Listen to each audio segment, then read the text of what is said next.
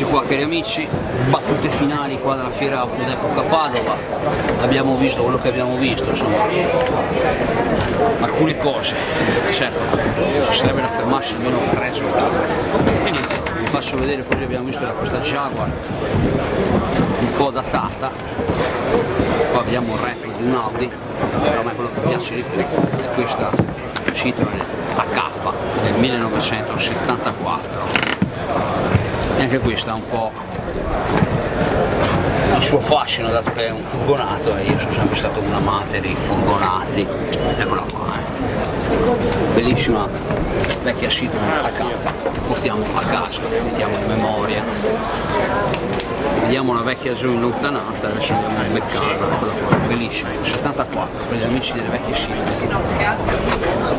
che la consiglierei qua, bravissimo Gino, si fa un investimento. Eccola, bellissima K. Vediamo questa bella Audi. E poi quello che interessava a me, adesso ve la faccio vedere. Eccolo qua, questo bellissimo lanciajolli, furgone. E qua pare che al tempo era utilizzato per il servizio cinema, è un cinema mobile praticamente. Eccolo qua, molto molto bello. Eccolo qua, lanciasole, anche questo va in saccoccia. Vi faccio vedere un po' così l'allestimento qua per il cinema. Eccolo qua, il suo proiettore e tutto, bellissimo.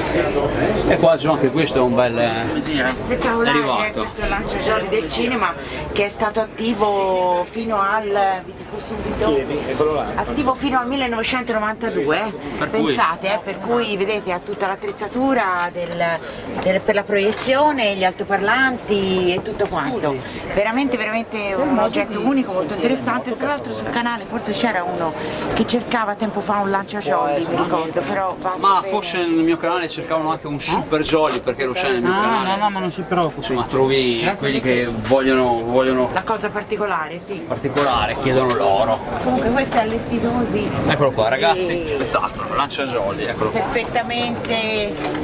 Perfettamente funzionante. No, ha qualche targa originale, perfettamente originale, funzionante, esatto. Veramente un pezzo unico, questo è da raduni, da tenere per fare raduni.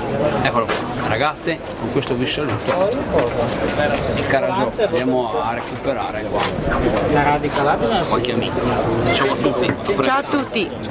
Questa è la radica che è compondata. Da.